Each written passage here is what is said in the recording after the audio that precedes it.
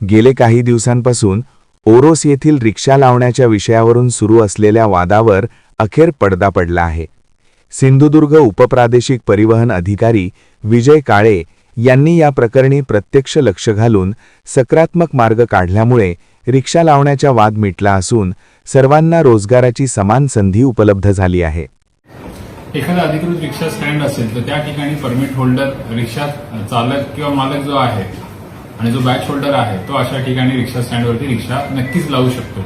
त्यासाठी कुठल्याही हद्दीचा किंवा दुसरा कुठलाही असा क्रायटेरिया नाही। अधिकृत स्टँडवरती अधिकृत परमिट होल्डर रिक्षा चालक जो आहे तो रिक्षा लावू शकतो नक्कीच। त्याबाबत त्याला कुणीही अटकाव करू शकत नाही आणि अशा प्रकारचा अटकाव झाल्यास त्यावरती कायदेशीर कारवाई करण्यात येईल। याबाबत जे आहे आमच्याकडे काही तक्रारी आलेल्या होत्या, त्या तक्रारींच्या अनुषंगाने आमचे अधिकारी आहेत त्या अधिकाऱ्यांनी त्या स्टँडला भेट दिलेली आहे आणि संबंधितांना इन्स्ट्रक्शन्सही दिलेले आहेत अशा पद्धतीने कुठल्याही प्रकारचा अटकाव करण्यात येऊ नये